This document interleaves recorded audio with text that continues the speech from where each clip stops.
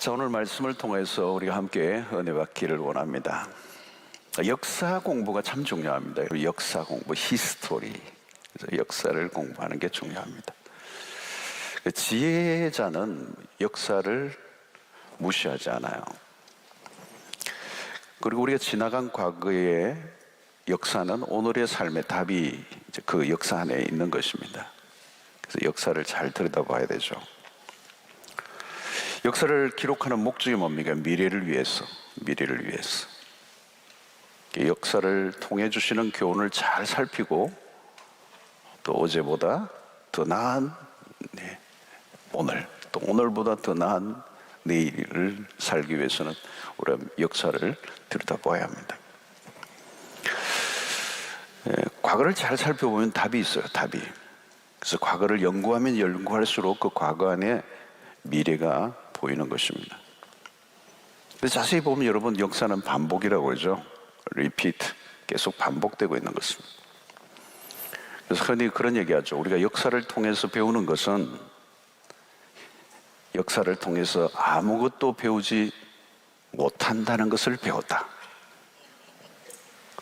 지금 이제 잠을 자려고 하시는 분은 무슨 말인지 잘 몰라요. 우리 역사를 통해서 뭘 배웠느냐? 역사를 통해서 아무것도 배우지 못한 걸 배운 거예요. 왜 그런가 하면 그 역사를 계속 반복한다는 거예요. 실패를 반복한다는 거예요. 과거의 역사에 실패한 걸 다 알고 있으면 또 그걸 반복하는 거예요. 이 세상을 보세요. 똑같이 계속 반복해요. 뭐가 바뀌는 것 같은데 안 바뀌어요. 역설적이죠. 그래서 왜 실수를 반복하느냐? 역사를 통해서 아무것도 못 배우기 때문에 그런 것입니다. 여러분, 성경은 전체적으로 보면 역사책입니다. 성경 전체가 역사책입니다. 뭐 이렇게 분류하면 역사서가 따로 있지만 전체를 보면 사실 역사서예요. 그래서 역사라는 단어를 우리 히스토리라고도 얘기하지만 사실은 하나님의 워크, 하나님의 일하심에 대한 기록들이죠. 그런 것들을 엮어서 역사를 기록한 책입니다. 그리고 이 이스라엘 역사의 이 중심, 성경의 역사의 그 중심에는 하나님이 딱 중심에 계시죠. 그래서 우리가 잘 알고 있는 것처럼 이 역사도 BC와 AD, 그를 가르신 분이 그리스도이시고 그 역사의 한가운데 그리스도가 계신. 성경에 나오는 모든 인물들은 그건 뭘까요? 뭐 모세든 신약의 바울이든 다 그 하나님의 역사의 그 흐름에 한 시대마다 쓰임받았던 도구들에 불과해요. 이 성경을 통해서 우리가 확인하는 것은 하나님의 백성들을 통해서 우리는 그 교훈을 받고자 하는 것입니다. 인간의 역사는 끊임없이 실패하고 있는 거죠. 성경을 보면 하나님은 그 역사에 실패하는 인간의 역사에 계속 개입하셔서 하나님 목적을 그 실패하고 또 넘어지는 인간들을 들이시고 당신의 목적을 이루어 가시는 열심을 나타내는 게 이제 성경입니다. 특별히 여러분 사사기를 보면 참 그게 잘 인간의 삶을, 역사의 반복을 잘 알려주는 책 중에 하나죠. 계속 그 7번 사이클로 계속 반복을 해요. 죄를 짓고 하나님의 심판을 받고 하나님 옆에 살려달라고 간구하고 살려주시고 회복되면 다시 또 죄를 짓고, 이게 7번 돌고 도는 거예요. 이게 사실 인간의 역사를 잘 표현해주는 드라마들입니다. 다윗의 실패를 보면 그 다윗의 실패가 솔로몬에게로 넘어가고 결국은 솔로몬의 아들 르호보암에게로 넘어갈 때 급격하게 몰락합니다. 그 실수가 반복되고 강화되고 결국 무너지는 것. 많은 사람들이 이 덫에 걸려 있습니다. 못 빠져나오는 거죠. 그래서 우리의 삶은 그 실패의 반복을 줄여야 되는 거예요. 실패의 반복을 줄일 때 우리의 삶은 파워풀해지고 아름다워지고 또 멋있어지는 거죠. 자, 그런데 성경을 들여다보면 이스라엘 역사들은 그냥 하나의 기록이 아니라 오늘 우리에게 하나의 거울이 된다는 거예요. 이것을 고린도전서 10장 11절에 이렇게 얘기를 하고 있습니다. 그들에게 일어난 이런 일은 본보기가 되고, 그래서 본보기가 되고, 왜 구약에 그 이스라엘의 역사를 그렇게 기록해 놓았을까요? 그것이 오늘 우리에게 본보기가 되게 하기 위해서. 또한 말세를 만난 우리를 깨우치기 위하여 기록되었느니라. 첫 번째는 뭐죠? 본보기가 되기 위해서. 그걸 보면서 우리가 거울을 삼는 것이죠. 아, 저렇게 살면 안 되겠구나. 저렇게 살아야 되겠구나. 또 말세를 만난 우리에게 깨우치기 위해서 기록했다는 게 성경의 기록의 목적이 분명히 있다는 겁니다. 사실 이 고린도전서 10장을 얘기할 때는 이스라엘의 역사를 얘기하면서 이 말씀을 지금 하신 겁니다.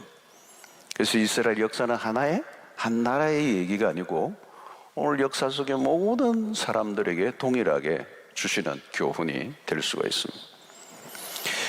자, 그들의 실수를 본보기로 삼아 우리가 깨우치어서 그 깨우침의 목적은 뭡니까? 반복하지 않기 위해서 기록됐다는 거예요. 여러분, 사실 보면 이스라엘 역사 속에 광야에서 그들이 다시 애굽으로 돌아가자 그러고요. 왜 고기 안 주냐 그러고요. 우리는 그때 고기 먹었다 그러고 진짜 얻어맞을 짓들을 많이 하거든요. 근데 우리는 그 이스라엘 백성들의 모습을 보면 비판하지만 좀 망할 짓을 많이 하고 골라가면서 하네. 정죄하고 판단하기 쉽지만 그들의 실수가 우리의 실수가 될 수 있는 가능성이 많다 적다 많은 거예요. 그래서 고린도전서 10장 12절 아까 읽었던 구절 바로 뒷구절에 이런 구절이 있어요. 그런즉 선 줄로 생각하는 자는 넘어질까 조심하라. 그러니까 성경을 읽을 때마다 우리는 어떻게 해요? 겸손해야 돼요. 또 다른 사람의 실수를 볼 때마다 겸손해야 돼요. 어떻게 저 인간이 저런 짓을 할 수 있을까? 그 인간은 특별한 인간이 아니에요. 나와 똑같은 사람이에요. 다른 사람을 넘어짐을 보고 비판하고 정죄하는 사람은 자기 자신이 누구인지를 모르는 사람들이에요. 똑같아요. 그래서 다른 사람을 향하여 돌을 던지기 전에 나를 돌아봐야 돼요. 내가 저 자리에 있었다면 저보다 더 했을 수도 있다. 이런 생각을 해야 되죠. 자, 오늘 시는 이스라엘 역사 전반에 대한 기록입니다. 굉장히 긴 시예요. 그래서 한 부분만 이제 따서 지금 이제 우리가 보려고 그러는데요. 오늘 읽은 본문은 이스라엘의 과거를 돌아보게 하는 내용들입니다. 자, 우리는 지금 한 해의 끝자락에 와 있습니다. 12월 벌써 중순으로 돌아와 있죠. 한 해를 우리가 잘 마무리해야 됩니다. 한 해를 잘 마무리해야 돼요. 그리고 우리가 다가오는 새해를 준비하는 거죠. 지금 매우 중요한 때예요, 여러분. 매우 중요한 때예요. 정리를 잘 하려고 하면 지나간 시간들을 복귀해야 돼요. 되돌아보면서 그 지나갔던 내 한 해의 삶을 딱 들여다보면서 해석을 해야 되는 거죠. 해석을 해야 돼요. 어떻게 해석하느냐에 따라서 내년의 삶이 다르게 전개될 수가 있어요. 올해와 똑같은 내년을 살거나 아니면 올해보다 더 못한 내년을 살 수도 있어요. 그러나 바로 잘 해석하면 올해보다 내년이 더 나은 해가 될 수가 있어요. 자, 여러분, 올 한 해는 어려운 일들이 참 많았습니다. 그죠? 어려운 일들이 많았어요. 특이한 경험을 우리가 하고 있습니다. 특이한 경험. 이거는 몇백 년에 한 번 할 만한 경험을 지금 우리가 하고 있는 거예요. 100년에 한 번 할까 말까 그런 경험을 지금 우리가 하고 있는 거예요. 그렇죠? 이 특이한 경험을 하는데 이 경험을 경험으로 끝나면 안 되는 거죠. 해석을 해야 되는 겁니다. 저도 코로나에 관련된 책은 있는 대로 막 다 샀고 다 훑어봤어요. 다 훑어보고 이거 어떻게 해석할 건가? 다양한 해석을 하죠. 어떻게 해석할 건가? 어떤 관점으로 볼 건가? 어느 각도에서 볼 건가? 내가 보는 관점이 있을 거고 또 하나님이 말씀하시려고 하시는 그런 관점들이 있을 겁니다. 자, 오늘 그것이 이제 역사를 보는 관점이죠. 거기에 따라 어떻게 해석하느냐에 따라가 오늘과 미래가 결정이 되는 것이죠. 자, 오늘 우리 이스라엘의 역사를 보는 것이죠. 출애굽 사건을 회상하고 있는 대목이 오늘 본문입니다. 이스라엘 역사 속의 출애굽 사건은 가장 거대한 역사를 가르는 획기적인 분기점이 되는 거죠. 이스라엘 역사에서 끊임없이 그들에게 하나님이 주신 최고의 레슨이죠. 레슨. 그게 출애굽 과정이에요. 그래서 그것을 리마인드하라는 거예요. 기억해내는 거. 그것을 지금 먼저 얘기하고 있습니다. 자, 실패를 반복하는 첫 번째 요인 중에 하나가 뭐냐? 망각이라는 거, 망각. 11절에 보니까 여호와께서 행하신 것과 그들에게 보이신 그의 기이한 일을 어떻게 해요? 잊었도다 그랬어요. 여러분, 여기서 행하신 것과 그들에게 보이신 것은 뭐냐면 출애굽이에요. 출애굽. 자, 무엇을 기억해야 합니까? 하나님이 행하신 것 첫 번째, 두 번째 그들에게 보이신 기이한 일들. 평범한 일이 아니에요. 그러니까 신앙생활을 한다는 건 뭐냐면 과거에 행하신 하나님의 역사를 기억해내는 것입니다. 영적인 기억력이죠. 영적인 기억력. 첫 번째 중요한 것은 쓸데없는 것은 빨리 잊어버리고 은혜를 깊이 오래 기억하는 것. 거꾸로 하면 안 돼요. 거꾸로. 쓸데없는 것들 다 기억하고 정말 기억해야 될 것은 기억하지 않는 것. 자, 여러분 영적인 우리의 기억의 용량을 넓히려고 하면 쓸데없는 것을 다 지워야 돼요. 그리고 하나님의 은혜에 대한 기억이 매우 중요한 거예요. 잊지 말아야 하는 것은 하나님이 베푸신 기이한 일들이라는 거죠. 이제 이것을 반대로 하면 무슨 일이 일어나냐면 원망과 불평이 나와요. 잘해준 것은 기억해내지 않고 어려웠던 것만 기억해내는 거. 이게 이제 문제가 되는 것입니다. 이스라엘 백성들은 광야에서 반대로 한 것이죠. 하나님이 매일 베풀어 주시는 귀한 것은 금방 돌아서면 잊어버리고 어려운 것만 계속해서 회생하고 불평과 원망을 했다는 거예요. 성도 여러분, 하나님이 행하신 역사를 잊으면 안 돼요. 이스라엘 백성은 무궁무진하게 그런 역사를 가지고 있어요. 출애굽의 역사는 간단한 사건이 아니에요. 그야말로 오합지졸인 그 히브리 떠돌이들이죠. 또 노예 생활을 했던 무기력한 그 군중들. 사실은 모세 한 사람을 앞세워서 바로의 그 당시에 최고의 문명을 자랑하는 바로를 무릎 꿇게 하고 홍해를 가르고 광야를 통과하게 하신 역사. 이거는 우리가 6.25 때 이렇게 해서 공산화될 뻔했다가 살아난 거, 또 일본에 했던 그런 기억들 있잖아요. 36년에 압제해서 다시 해방되고 한 것들과는 그것과 비교하는데 그것보다 훨씬 더 강력합니다. 또 그런 역사의 한가운데는 하나님이 어떤 일을 행하셨습니까? 13절 15절에 우리가 잘 아는 이스라엘 그 역사를 한 두세 구절로 요약해놨어요. 그가 바다를 갈라 물을 무더기같이 서게 하시고 그들을 지나가게 하셨으며, 낮에는 구름으로 밤에는 불빛으로 인도하셨으며, 광야에서 반석을 쪼개시고 매우 깊은 곳에서 나오는 물처럼 흡족하게 마시게 하셨으며. 여러분, 이게 일반적인 일이 아니죠. 이스라엘 백성들이 개울을 건너간 그런 얘기가 아니고요, 동네 싸움에서 이기게 한 거 그런 얘기가 아니잖아요. 여러분, 잊을 수 없는 일이죠. 잊을 수 없는 하나하나 작은 사건들이 아니고 입이 벌어지게 하는 어메이징, 와우 할 만한, 와우도 입이 어안이 봉분해서 표현할 수 없는 사건들이죠. 하나님이 아니시면 할 수 없는 일들, 기념비적인 사건들이죠. 어찌 그날을 잊으랴. 이스라엘 백성들은 끊임없이 그것을 기억해내는 거죠. 그런데 그들이 잊었다는 거죠. 잊었도다.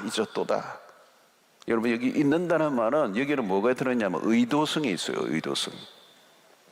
그 말의 의미 속에는 뭐가 있느냐면 심령이 완악해져 있다는 거예요. 다시 말하면 이것은 연약해서 일어난 문제이기보다 그들이 악해졌다는. 그래서 하나님의 은혜를 의도적으로 무시하고 부정한 일들이 그들에게 일어났다는 거예요. 이것이 이스라엘 역사의 실패의 매우 중요한 역사. 하나님의 은혜를 망각했다. 하나님의 역사를 잊지 않아야 되는데 잊어버렸다는 거예요. 여러분, 우리의 신앙생활에서 가장 중요한 것 가운데는 하나님의 은혜를 언제나 잊지 않는 것, remind 하는 것, 그 은혜를 늘 생각하고 살아가는 것, 은혜를 묵상하는 것, 그게 은혜예요. 진짜 그게 은혜예요. 자, 근데 오늘 17절, 20절을 보면 백성들의 범죄와 반역을 이제 얘기해요. 17절에 보니까 그들은 계속해서 하나님께 범죄하여 메마른 땅에서 지존자를 배반하였도다. 이게 눈에 들어오는 단어가 뭐예요? 계속해서 하나님께 범죄했다는 거예요. 여러분, 이들은 역사를 통해 아무것도 배우지 않아요. 이절뿐만 아니라 배신했다는 거예요. 하나님의 은혜가 없어서 반역한 게 아니에요. 은혜는 넘쳐 흘렀어요. 근데 반역했어요. 은혜를 받고 있으면서 배반하는 거예요. 여러분, 여기 보십시오. 낮에는 구름 기둥, 밤에는 불기둥으로 지켜주시는, 밤낮으로 하나님의 은혜는 넘쳤다는 거죠. 15절에 반석에서 물을 내시고 그들을 흡족하게 마셔야 돼요. 여러분, 반석에서 물을 낸다, 이게 가능한 거예요. 여러분. 부족함이 없게 하셨어요. 근데 문제는 뭐예요? 그들이 만족하지 않는 거예요. 18절 보십시오. 그들이 그들의 탐욕대로 음식을 구하여 그들의 심중에 하나님을 시험하였으며. 자, 인간에게 있는 굉장히 중요한 단어가 하나 있어요.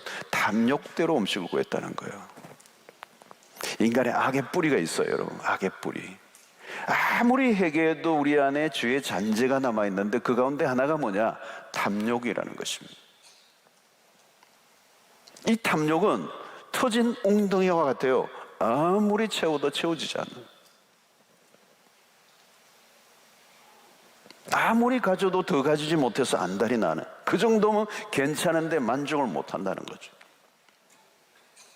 여러분, 우리 시대가 무슨 신화가 있어요? 많으면 많을수록 좋다. 우리는 더 가지지 못해서 안달을 하는 시대에 살아요. 탐심을 가지는, 탐욕대로.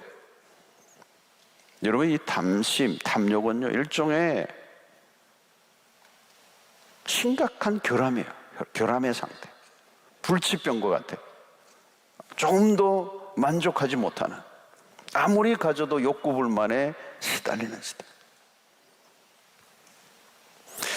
자, 여러분, 그래서 오늘 사람들이 성공을 중요하게 여기죠. 그 성공이란 뭘까요, 여러분? 더 많이 가지는 걸 성공이라고 하잖아요. 소유의 의미를 두는 거예요. 소유의 의미들. 지금 우리의 코로나도 뭔가 이런 부분에 경종을 울리고 있는 거죠. 경종을 울리고 있는 거예요. 여러분, 탐심으로부터 시작된 소유욕은 파멸로 이끌어가는 것입니다. 갈 때까지 가는 거죠. 욕심이 잉태한 적 죄를 낳고 죄가 장성한 적 사망을 낳느니라. 그 말씀 그대로예요. 여러분, 하나님은 다른 건 다 해주실 수 있지만 인간의 탐심은 채워주실 수가 없어요. 성경은 탐심을 무엇이라고 정의합니까? 우상숭배라고 얘기하죠. 우상숭배다. 여러분, 우상숭배 참 무서운 겁니다. 우상숭배를 하는 순간 우리는 우상이 우리를 속인다는 거예요. 우리가 우상에게 속아 넘어가는 거예요. 우상의 존재는 속이는 존재예요. 속아 넘어가는 순간 우리는 늘 욕심을 채워줄 대상을 찾아 나서죠. 그러면 인생이 피곤해지는 것입니다. 무엇이 더 필요하기 때문에가 아니고 우상이 필요한 것처럼 자꾸 속이는 거예요. 더 필요해. 너 그걸로 충분하지 않아. 그래서 욕구와 필요를 자꾸 혼돈을 일으키게 만드는 거예요.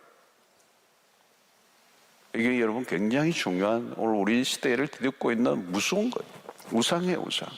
우상숭배. 탐심이 그 우상숭배라는 거예요. 그래서 우리가 필요와 욕구를 구분하지 못하게 만들어요.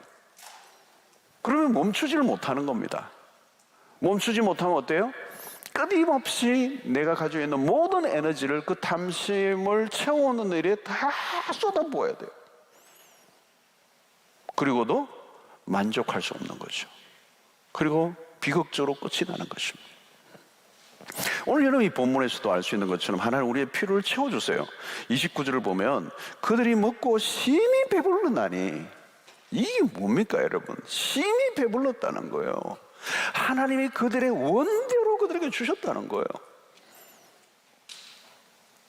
아낌없이. 100명이면 100명분만 주신 게 아니라 거의 막 120명분을 준 것 같아요. 한 70명분, 100명인데 한 70명분 주고 나눠 먹으라 이렇게 하신 분이 아니라는 거예요. 충분히 주셨다. 그들의 원대로 먹고 심히 배불렀나니. 여러분 이걸 뭔 얘기합니까? 성경에서 우리가 만나는 하나님은 풍성한 분이십니다. 바닥을 끓게 하시는 분이 아니고 감질나게 하시는 분이 아니고 만나를 내려주시되 그냥 막 넘치도록 내려주셨다는 거예요. 막 쌓였다는 거예요. 그래서 여러분 쌓아놓지 말라고, 매일 그렇게 줄 거니까 충분히. 근데 어떤 사람은 또 비축을 하다가 다 썩고 그러잖아요. 여러분 요즘도 마찬가지입니다. 자세히 보면요, 우리 주변은 풍요해요. 요즘 시골에 그 사는 분들 뭐 TV 프로그램에 뭐라게 뭐 시골에 있는데요. 이야, 산에 혼자 사는 분들 그 TV 프로 나온다. 뭐 이렇게 해가지고 나오시는 분들이 하는데, 아저씨들 막 나오는 프로 보는데 산에 가니까 먹을 게 다 있어. 막 그냥 넘쳐가지고 땅 전부 다 이것도 나물이고 이것도 뭐 하니까 이거는 또 막 보약이고 막 떨어지고 막 낫고, 와, 씨앗 뿌려놨는데 막 무가 이만한 게 나오고, 조금 작아요. 이만한 게 나오고. 과장을 너무 하면 안 돼. 감자 몇 개 심었는데 막 주렁주렁 막 하니까 이렇게 나오는 거예요. 한겨울 내내 먹고도 남아. 약간만 땀을 흘렸는데, 내가 조금만 수고했는데 열매가 그렇게 많이 맺히는 거예요. 한 나무에 사과가 얼마나 많아. 감이 얼마 전에 농촌에 가니까 감이 아직도 달려있더라고. 막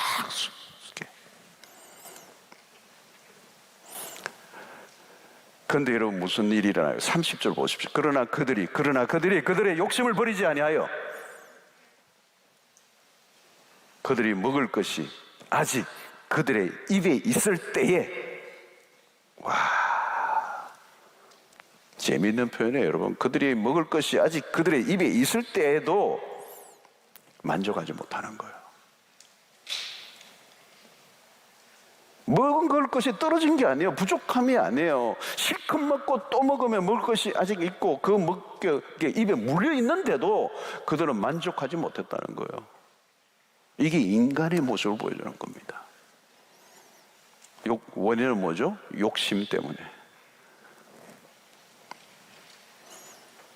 여러분 하나님 입장에서 여러분 한번 생각해 보세요. 야, 이거 진짜 구제불능이다. 어쩌면 좋겠나. 그 정도 했으면 됐는데 어쩌면 좋겠나. 내가 뭘 해주겠나. 원대로 주고 배불리 먹고 입에 먹을 게 있는데도 그들이 만족하지 않는 거예요. 여러분 이게 이스라엘 백성들의 모습이에요. 그 정도면 감사하고, 그 정도면 만족하고, 그 정도면 땡큐 하나님 너무 고맙습니다 하고도 그냥 남는데 만족하지 않는 거예요. 이게 이스라엘 백성들의 모습이에요. 내가 뭘 더 해줄 수 있느냐는 거죠. 뭘 더 해줘서 만족할 수 있겠느냐. 여러분 오늘 치열한 전쟁은 어디에서 벌어지고 있습니까? 바깥이 아니에요. 상황이 아니에요. 조건이 아니에요. 경제적 뭐 이런 여건도 아니에요. 우리 안에서 일어나고 있어요.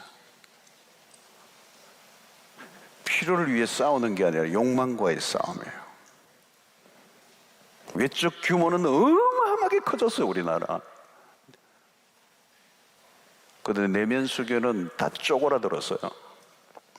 상상할 수 없이 우리나라는 하나님의 부요와 축복을 부어주셨는데, 상상할 수 없을 정도로 우리는 불만과 원망과 불평이 가득 차요. 행복 지수가 땅에 떨어져 있어요. 여러분, 이스라엘 백성들을 통해서 무엇을 배웁니까? 그들의 실패를 반복하지 않으면 어떻게 해야 되죠? 우리 영혼이 물질적 풍요가 아니라 마음의 부유함을 경험해야 되죠. 영혼의 거인이 돼야 돼요. 영혼의 거인. 자신의 현재에 만족할 줄 아는 사람. 여러분, 영혼의 거인, 영적 거인 하면 생각나는 사람은 신약의 바울입니다. 바울 되게 하는 그 영적 거인, 영혼의 거인이라고 하는 많은 구절이 몇 구절, 어디에 있는가 하면 빌립보서 4장 11절로 12절이에요. 13절까지 다 연결되지만 두 구절만 보면, 내가 궁핍함으로 말하는 것이 아니라 내가 어떠한 형편에든지 나는 자족하기를 배웠노니. 지금 이스라엘 백성들의 모습과 하늘과 땅 차이입니다. 지금 바울은 어떻게 보면 인간적으로 보면 nothing, 아무것도 없어요. 감옥에 갇혀 있어요. 감옥도 요즘까지 TV 있는 그런 감옥 아니에요. 완전히 지하에 아주 냉기가 흐르는 습기 찬 캄캄한 감옥 안에 착고가 탁 쳐여져 있는, 거기서 지금 이 얘기를 하고 있는 겁니다. 내가 궁핍함으로 말하는 것이 아니다. 어떠한 형편에든지 나는 자족하기를 배웠노니. 나는 비천에 찰 줄도 알고 풍부에 찰 줄도 알아. 모든 일, 곧 배부름과 배고픔과 풍부와 궁핍에도 찰 줄 아는 일체의 비결을 배웠노라. 할렐루야. 정말 멋있어요. 이 바울의 자족의 원리입니다. 자족의 원리. 그러니까 외적인 어떤 상태에 따라 자신의 행복과 불행이 좌지우지되지를 않았어요. 그에게 일어난 어떤 일도 자신의 삶의 내면에 영향을 주지 않았어요. 배가 부르면 부른 대로, 고프면 고픈 대로 흔들리지 않았어요. 좀 힘들다고 막 죽는 소리하고, 좀 잘 풀리면 해 하고 그러지 않았다는 거예요. 요동치지 않았다. 여러분, 우리는 막 행불행이 자꾸 얼굴에 막 다 쓰났어. 개돈 받은다는 확 쓰났어. 막 천국에서 막 금방 나온 사람 같은데, 또 뭐 안 좋은 일이 나면 또 지옥에 출장 나온 사람 같이 얼굴에 완전히 찌그러져가지고.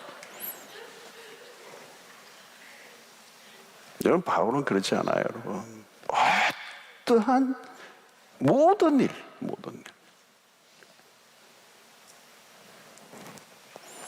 여러분, 자족이란 뭘까요? 나는 자족하기를 배웠느니. 바울에게 있어서 자족은 체험으로 경험하는 게 아니에요. 대개는 체험으로 뭔가를 채워야 자족한다고 믿어요. 여러분, 그런 만족은 오래 가지 못해요. 채워보세요. 뭘 채워보라고. 아무리 채워도 허기를 느끼게 돼 있어요. 조건적 만족은 불완전해요. 소유를 얻고자 하는 만족은 조건적이에요. 바울은 소유가 아니라 존재로 얻은 만족이잖아요. 바울은 분명합니다. 내게 사는 것이 그리스도니 내가 그리스도를 얻고, 이런 표현이에요. 이런 표현들은 얻었다라는 표현을 우리가 소유적 관점에서 우리가 표현을 썼지만 이해를 돕기 위해 쓴 것이고요. 다르게 표현하면 그리스도를 모시고, 결국 만족은 무엇을 가지느냐의 문제가 아니라 누구와 관계를 맺느냐의 문제예요. 이스라엘 백성들의 실패는 하나님과의 관계보다 외적 조건을 더 중요하게 여겼어요. 여러분, 마귀가 주는 공격이 그런 겁니다. 마귀는요, 예수님에게도 이 돌들을 떡이 되게 하라. 이런 배고픈 분에게 떡은 필요한 거예요. 필요. 근데 여러분, 그 안에는 마귀의 교묘한 유혹이 있는 겁니다. 떡을 만드는 일을 위해 하나님의 능력을 이용하라고 부추기고 있어요. 그러나 예수님은 마귀의 유혹을 단방 알아차렸습니다.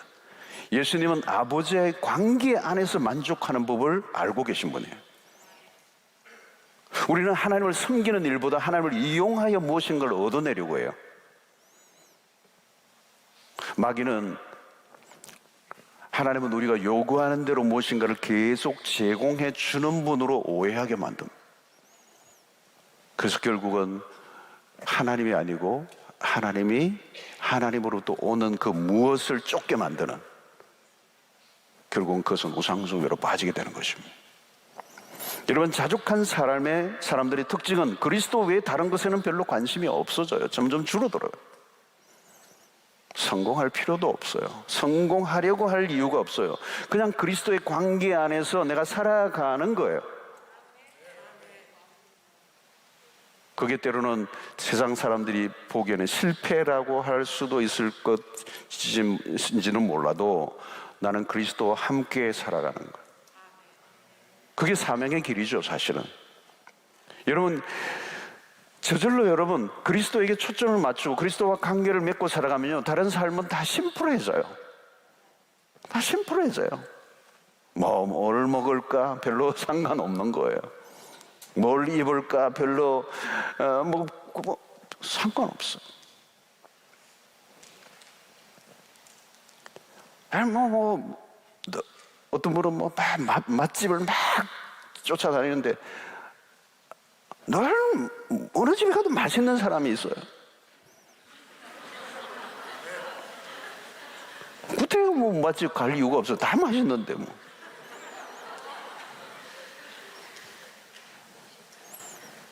어떤 것을 입을 건가, 무엇을 입을 건가, 그래서 이 신경 쓸 일이 없어요. 그냥 내 존재로 만족이 있으니까. 그냥 뭔가 막 해야 다른 사람에게 인정을 받을 것 같은 두려움이 있고 불안이 있고 열등감이 있으면 계속 해야 되는 거예요. 계속 해야 돼요. 여러분, 우리가 소명자의 삶을 살면 그렇잖아요. 가치를 붙들고 살잖아요. 초점이 분명하잖아요. 초점이 분명하면요, 쓸데없는 욕심에 빠져 살지 않아요. 그래서 욕심이 의미가 없어져 버려요. 여러분, 청년들도 아우리치 막 하고 할 때 보면 말이죠, 어디 가서 일도 하고 아르바이트 해가 돈 벌고 막 이래가지고 그게 막 어디 이제 선교지 가기 위해서 그냥 비행기 삭도 모으고 거기 가서 할 것도 돈도 그게 하다 보니까 쓸데없는 것에 목을 안 매나드는 거예요. 저절로 심플해지는 거예요. 선교지에 가기 위해서 자기가 모든 걸 다 모으고 에너지를 그게 모으니까 다른 데 관심이 없어지는 거예요. 그런데 여러분, 그 하나님을 향한 초점이 분명하지 않으면요, 괜히 쓸데없는 것에 내 관심이 막 확장이 되고요, 산만해지고요, 쫓는 게 많고요, 아무리 돈을 벌어도 돈이 모자라져요. 왜? 엉뚱한 데 다 쓰게 되니까. 외모에 관심을 한번 가져보세요. 외모에도 이게 끝도 없어요. 아무리 괜찮은 사람이라도요, 보면요, 막 점도 뽑아야 되고요, 또 햇빛도 안 봐야 되고요,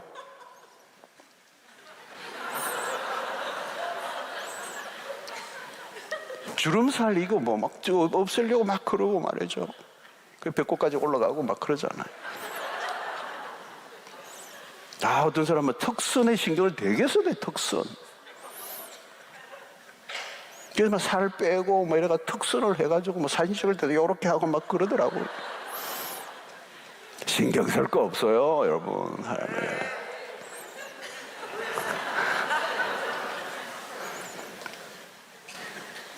그래서 저는요, 주를 위해 살다 보면 주를 위해서 쓰는 돈들 있잖아요. 그죠? 봉사하기 위해서 쓰고 이렇게 섬기기 위해서 요즘도 아이들 위해서 가방도 만들고 돈 자꾸 들고 교회 오는데 돈 되게 든다. 그 돈이 나아요. 그 돈이 주를 위해서, 하나님의 나라를 위해서, 선한 일을 위해, 가난한 거 이웃들을 위해서, 복음을 위해서 그 돈을 쓰는 거는 좋은 거예요, 여러분. 괜히 여러분 그 일을 안 하고 딴 곳에 관심을 가져오세요. 시간과 돈을 딴 곳에 한번 써보세요. 쓸 곳이 얼마나 많은지 아세요? 현대 상업주는요, 사람들의 돈을 빼앗기 위해서 그냥 모든 모든 걸 다 동원해가지고 그냥 준비를 해놨어요. 업그레이드 막 하게 하고요. 그냥 우리의 영혼을 막 산다고요. 그러면 여러분 막 그냥 내 허영심과 그 상업주의가 만나면요, 돈은 막 나가는 거예요. 물 쓰듯 나가는 거예요. 사우디아라비아는 중동 국가의 뭐 이 왕족들, 그죠? 돈이 많으니까 우리 뭐 TV도 하는데 TV가 뭐 엄청나게 비싸대요. 액수를 상상할 수 없어. 난 TV가 어떻게 그렇게 비싸 그랬는데 금태를 다 하는 거예요. 금으로 완전히 다 해가지고. 그러니까 돈을 쓰고 싶어 미친 사람들이 있는 거예요. 그들의 돈을 노리고 돈을 이제 버는 사람들이 있잖아요, 여러분. 여러분, 그러면 만족이 됩니까? 만족이 안 돼요, 여러분. 근데 여러분, 하나를 위해 사는 사람들의 특징은 자기를 위해서는 별로 쓰지를 않아요. 그러나 남을 돕는 일은 아끼지 않아요. 에너지를 비축하고 쓸 때 쓰는 거죠. 그런데 깊은 만족이 오는 거예요. 깊은 만족. 여러분, 자족의 삶을 살면요, 에너지가 남습니다. 에너지가 남아요. 불필요한 일에 내 에너지를 쓰지 않으니까 힘이 남아 돌아요. 불필요한데 시간을 쓰지 않으니까 에너지가 남아있어. 불필요한데 엉뚱한데 돈을 쓰지 않으니까 그 에너지가 남아있어. 내 정열을 하나님을 위해서 쓰기 위해서 다른 데 안 쓰니까, 타락한 데 쓰지 않으니까, 죄를 짓는 데 쓰지 않으니까 에너지가 모여져 있어. 그래서 하나님을 향하여, 사명을 향하여 정방향으로 쏟아놓으면요, 강력한 다이나믹한 파워가 일어나는 거죠. 근데 여러분, 그러지 않고 탐심에 치우치고 만족하지 못하면 자신의 인생을 만족시키기 위해서 그냥 허우적거리는 거예요. 허우적거려. 끝도 없는 길을 걸어가야 되는 거예요.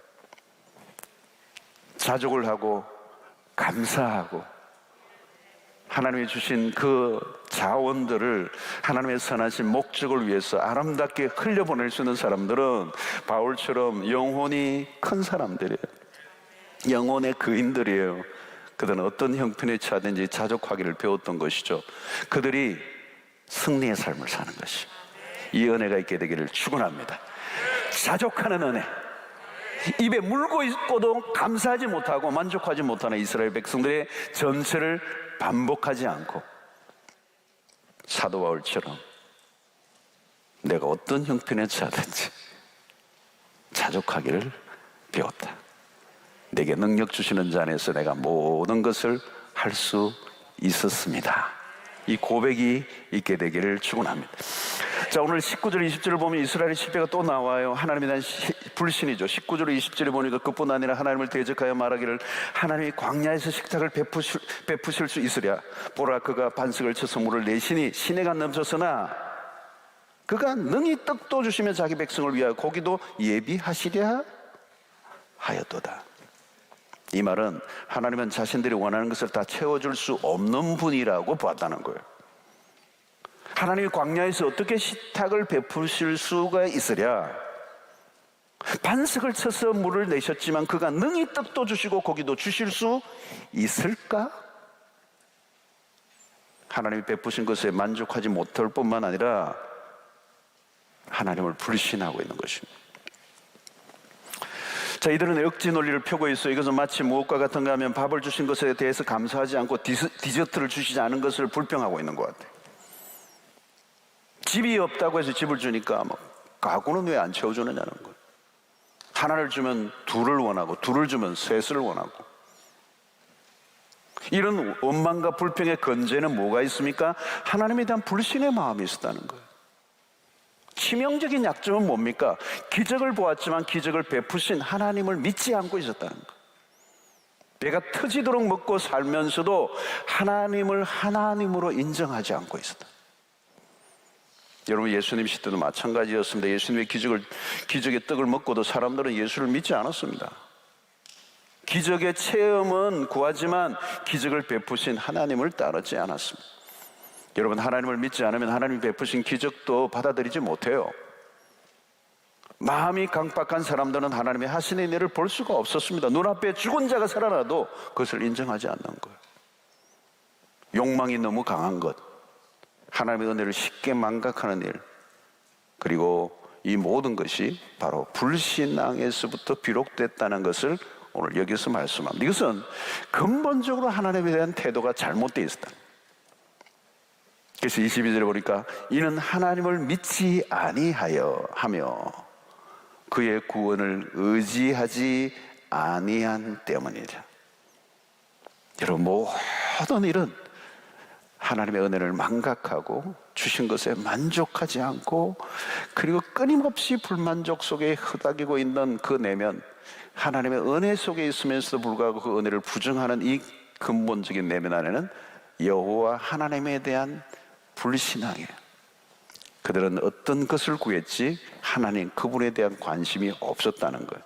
그래서 하나님과 인격적인 관계를 맺지 않고 어떤 물신, 우상 숭배에 빠졌던 그 백성들은 하나님 앞에서 날마다 반역을 저지르며 살았던 것이 바로 이스라엘의 역사의 반복이었습니다.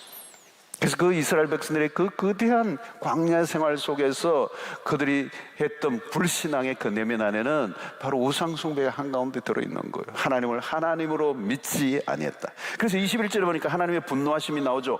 그러므로 여호와께서 듣고 노하셨으며 야곱에게 불같이 노하셨고 또한 이스라엘에게 진노가 불타올랐으니. 진노하시는 하나님. 그러나 놀라운 것은 진노 중에 자비를 베푸십니다. 23절에 보니까 그러나 참 21절, 22절, 23절 계속 보십시오. 그러나 그가 위에 공창을 명령하시며 하늘문을 여시고. 여기는 그러나 이거는 뭐예요? 그 이스라엘 백성들이 하나님 앞에 그냥 망할 짓을 골라 하는데도 불구하고 그러나 하나님이 하늘문을 여시고 은혜를 베풀어 주셨다. 진노 중에 자비를 베푸셨다. 그래서 24절로 29절까지를 보면 하나님이 베풀어 주신 은혜들을 열거하고 있어요. 그들에게充足히 주시고 먼지처럼 많은 고기를 비같이 내려주시고 나는 새를 모래같이 내리셨고. 참 하나님 마음씨가 너무 좋으신 분이세요. 제가 하나님이었다면 이스라엘 백성들 죽었어. 100번 죽었어요. 성경을 보면서 우리가 느끼는 것은 우리의 실패에 압도하는 실패에도 불구하고 그 우리의 실패를 훨씬 더 능가하는 하나님의 사랑이 얼마나 크신가. 하나님은 당신의 백성들을 돌보십니다. 하나님은 분노하시지만 당신의 백성을 포기하지 않습니다. 여기는 뭘 말씀하는 거죠? 하나님의 신실하심, 하나님의 신실하신 성품. 여러분, 이 신실하시다라고는 이 표현 속에는 뭐가 있습니까? 우리가 무엇을 했기 때문이 아니고 하나님과 우리와의 관계, 맺어진 관계 때문에 주시는 은혜예요. 자식이 말을 듣지 않으면 용돈을 깎기도 하고 혼을 내기도 하지만 그렇다고 자식을 내버리지는 않죠. 자식들이 뭐 잘한 게 별로 없는데 부모는 자녀에게 또 주고 또 줘요. 하나님은 우리가 이래도 저래도 우리를 사랑하세요. 그 백성들을 사랑하시는 거예요. 저는 그런 것 같아요. 자녀가 잘하든 문제가 많은 자녀든 모든 책임은 부모가 지는 거잖아요. 왜? 그것이 부모와 자녀와의 관계가 맺어지면 그 부모와 자녀의 관계는 누구도 끊을 수. 그리고 부모는 자녀의 모든 것을 책임을 지는 거예요. 그게 부모예요, 부모. 그러니까 하나님과 우리의 관계가 그런 거예요. 언약의 관계가 맺어지면서 하나님은 우리의 아버지가 되시고 우리의 하나님이 되시고 우리는 그분의 기르시는 양이 되고 그의 백성이 되니까 하나님 우리를 내치지 못하고 버리시지 아니하시고 진노 중에도 자비를 베푸시고 우리의 실패에도 불구하고 더 큰 은혜를 베풀어 주시고. 여러분, 우리는 이것은 우리의 특권이죠. 그런데 여러분, 우리가 이것을 오해해서는 안 돼요. 우리가 막 살아도 된다는 얘기가 아니에요. 하나님에 대한 온전한 믿음과 순종을 바로 드러내고 살면 그만큼 덜 고생하고 더 풍성한 삶을 살 수 있는데 그걸 놓치는 거죠. 오늘 이스라엘 백성들의 태도를 잘 보여주지 않습니까? 하나님의 은혜를 체험하고도 하나님을 신뢰하지 않고 반역하는 모습은 너무도 안타까워요. 베풀어 주신 하나님의 풍성한 은혜, 그것을 기억하고 감사하고 감사하는 그 백성들로 돌이키기만 한다면 하나님의 은혜는 더 무궁하게 그 백성들에게 흘러 넘칠 것입니다. 받을 자격이 없는데 부어주시는 은혜, 너무 과분한 거예요. 그래서 오늘 이 본문 속에서 우리가 느끼는 것 가운데 하나는 뭐냐면, 하나님이 베푸시는 은혜는 너무도 크구나. 아무리 눈 닦고 들여다봐도 이 백성들이 하나님 앞에 이렇게 받을 만한 자격이 있는가? 없어요. 돌아서면 원망하고, 돌아서면 불평하고, 돌아서면 반역하고, 하나님을 거부하고, 하나님에 대해서 온전한 믿음의 반응을 하지 않고 입에 물고 있으면서도 불평했던 그 백성들, 끊임없이 베푸셨는데도 온전한 반응을 하지 않는 그 백성들을 향하여 그럼에도 불구하고 하나님은 그들을 내치지 아니하시고, 그러나 하늘 문을 여시고 끊임없이 또 자비를 베푸시는 하나님, 그 은혜는 너무도 크시도다. 그래서 여러분, 우리가 Amazing Grace라고 그러죠. 놀라운 사랑, 설명할 수 없는 사랑, 가차 없는 사랑, 과분한 사랑. 사랑하는 성도 여러분, 우리가 이 연말을 맞으면서 이제 한 해를 돌이키며 우리의 삶을 반추해 볼 때, 오늘 우리에게 베푸신 하나님의 은혜가 얼마나 큰가를 깊이 깨닫는 은혜가 있게 되기를 축원합니다. 여러분, 너무 많아요. 힘들고 어렵다고 말하고 원망과 불평을 쏟아낼 수도 있는 사람들이 있을지 모르지만, 가만히 생각해 보면 여러분, 하나님의 은혜는 너무도 커요. 저도 이 말씀을 묵상하면서 저 개인의 삶도 이렇게 반죠. 올 한 해뿐만 아니라 막 파노라마처럼 막 2년 전, 3년 전, 10년 전, 20년 돌아가는데 끝도 없이 가는데요, 헤아릴 수 없어. 마치 밤하늘의 별들이 헤아릴 수 없는 것처럼, 바다의 모래를 셀 수 없는 것처럼 하나님의 은혜가 너무 무수해서 너무 크고 너무 많고 너무 어메이징하고. 여러분 생각해 보세요.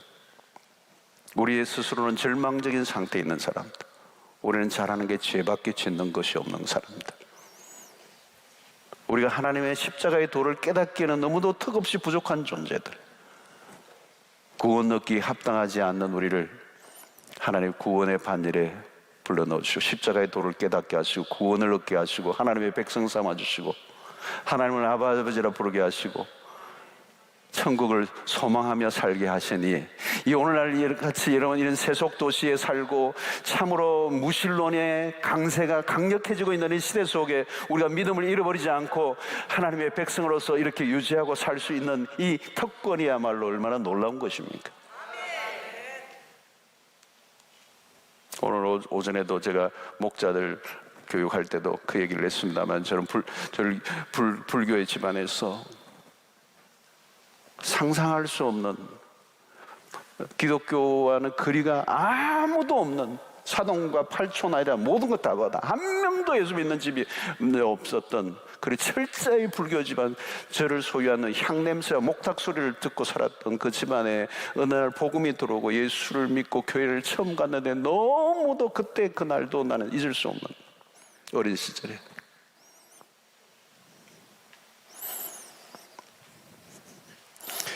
여러분, 오늘 우리는 매일 사는 게 기적이에요. 오늘 또 하루를 살고 여기 앉아 은혜를 듣고 은혜를 받고 이 은혜의 현장에 우리 있는 것 자체가 기적이에요. 오늘 여러분 하루 세 끼 드셨어요? 기적이에요. 여러분, 우리는 그냥 여러분 먹는 것 같지만 여러분 그냥 먹는 게 아니에요. 그 쌀이, 그 음식이, 그 채소 하나가 하나님의 생명과 빛과 그 많은 영양분과 그게 있는 생명의 법칙을 따라 많은 사람들의 수고에 의해서 그 하나님이 우리에게 주신 그 생명의 귀중한 것들을 먹으면서 우리가 그동안 살아왔어. 소화해내고요, 힘을 얻고요. 여러분, 가장 보면요, 우리도 모르게 죽음의 수없는 위협의 공격들을 다 피해서 지금 살아온 거예요. 어떤 분은 중앙상 충변해가지고 박살이 나가지고 현장에 죽은 제너럴 시츠라고는 그분 하나님의 뜻을 지은 그분도 그렇잖아요. 그냥 일방적으로 와가지고 들이박아요. 가족들이 죽고. 중앙선 넘어오는, 여러분 우리는 매일 운전하면요 중앙선 너머로 수많은 차들이 지나갑니다. 한 대만 와도. 저는 30년 전에 호주로 들어가기 전에 그런 일이 있었죠. 그 호주 들어가기 전날 그냥 중앙선 침범한 차가 딱 돌았어요. 그것도 빌려 타고 있는 차인데, 빌려 탄 차인데, 호주 들어가기 전날 중앙선 남부 경찰 옛날에 그 앞에서 한 대가 큰 차가 그냥 여자분이 장례식, 부모님 장례식 하관하고 돌아온 졸음이 와가지고 밀어버렸어요. 그때 돌아가실 뻔했어요. 제가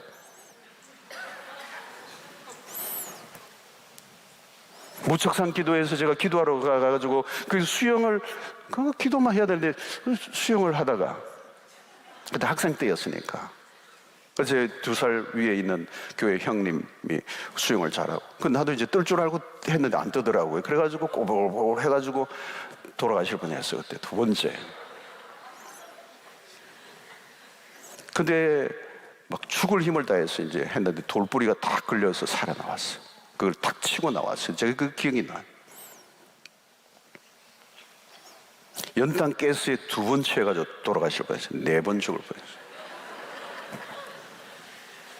제가 죽을 고비를 4번을 물고. 한 번 더 있네요. 호주에서 오늘 우리 아들 둘째 아들하고 비치에 갔는데, 여름에 휴가 어디 갔는데, 왜 땄는데 요만한 공항하고 우리 그 아들하고 그냥 수영을 했는데, 이게 그거 무슨 이안류 있죠, 이안류. 물이 확 물살해가지고 어디로 뜸리를 가더라고요. 그 기둥 같은 걸 잡았는데 물 아래로 그냥 물이 그냥 거세게 바깥으로 밀더라고요. 이거 넣으면 이제 떠내려가는 거예요. 죽는 거예요. 돌아가실 뻔했어요.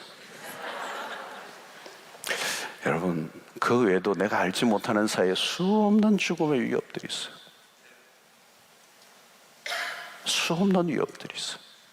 뭐 하나만 잠깐 틀어져도 우리는 생명의 위협이 오는 일이 한두 번이 아니에요.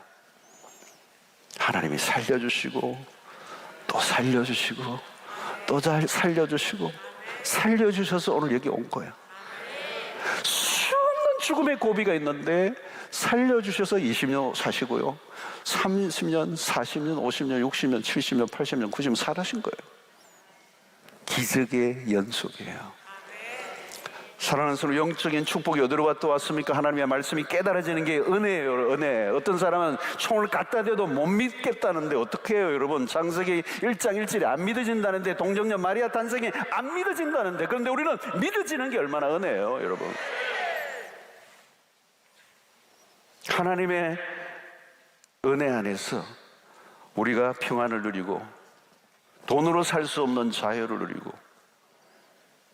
여러분, 이것이 우리는 실패하고 싶어도 실패할 수 없는 인생으로 보장된 인생으로 하나님 우리를 불러주셨어요. 우리 이 세상에 아무리 모든 게 실패하고 다 잃어버려도 우리는 천국을 소유하고 있어요. 모든 걸 가진 자예요.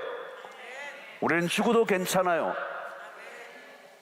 우리는 부활의 신앙을 가지고 있기 때문에 죽어도 살겠고, 여러분 실수 많고 불순종한 것 많지만 안 망하고 지금까지 사는 것 주의 은혜인 줄로 믿습니다.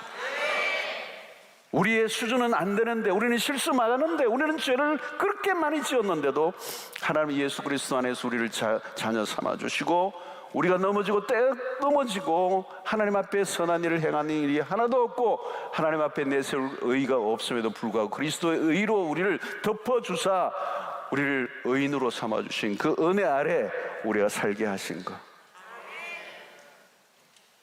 그래서 우리는 더 이상 바랄 게 없는 사람들이에요. 충분합니다. 그래서 여러분, 바울이 그런 얘기를 했겠죠. 나의 나 된 것은 하나님의 은혜입니다. 나의 나 된 것은 하나님의 은혜입니다. 여러분, 연말마다 우리는 기도를 그렇게 하잖아요. 하나님, 한 해 동안 지은 죄 많습니다. 너무너무 죄송합니다.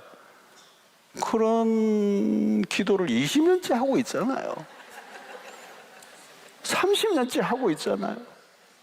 하나님 불충했습니다. 하나님 잘못 살았습니다. 하나님 지은 죄가 많습니다. 나는 하나님 앞에 소원을 하나님 앞에 해드린 게 아무것도 없어요. 그 30년 동안 그렇게 하고 있다고. 근데 하나님은 그대로 나를 살려주시고 자비를 베푸시고 먹을 거 주시고 구원의 은총을 누리게 하시고 자유를 누리게 하시고 평강을 누리게 하시고 기쁨을 누리게 하시고 호흡하게 하시고 은혜 안에 살게 하신 거예요. 여러분, 우리의 힘으로 여기까지 온 거 아닙니다.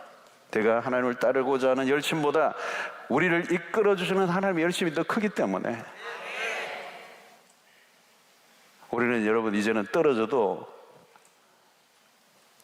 어디 떨어지든 어디로 떨어지든 우리는, 여러분, 천국으로 떨어지게 돼 있어요. 망하지 않은 거예요. 우겨싸움을 당하여도 우겨싸움을 당하지 않을 것은 내 안에 예수의 생명이 있기 때문에.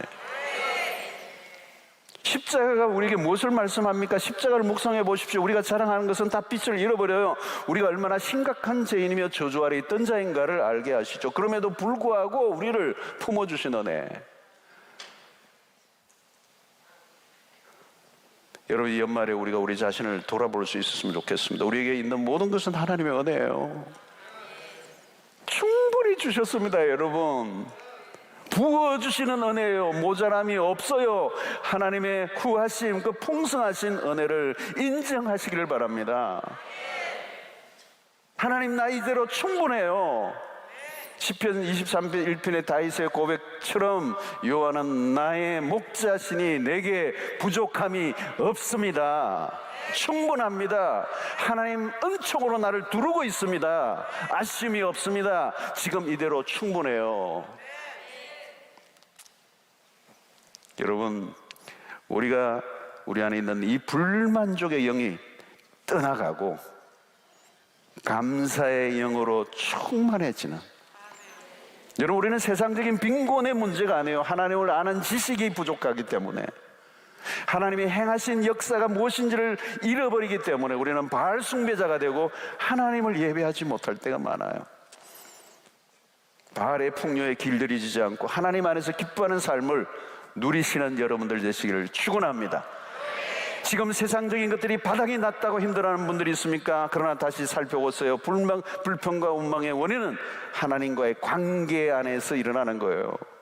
하나님의 은혜에 대한 기억력을 회복하시고 하나님으로부터 멀어진 삶이 탐심을 불러왔다면 그것을 주께 회개하고 채워도 채워지지 않는 그 결핍을 채우려고 몸부림을 치는 인생을 더 이상 살지 않고 성경의 역사를 통하여 또 오늘 내 삶의 역사 안에서 행하셨던 하나님의 그 놀라우신 은혜에 대해서 믿음으로 반응하는 여러분들 되시기를 주의 이름으로 축원합니다.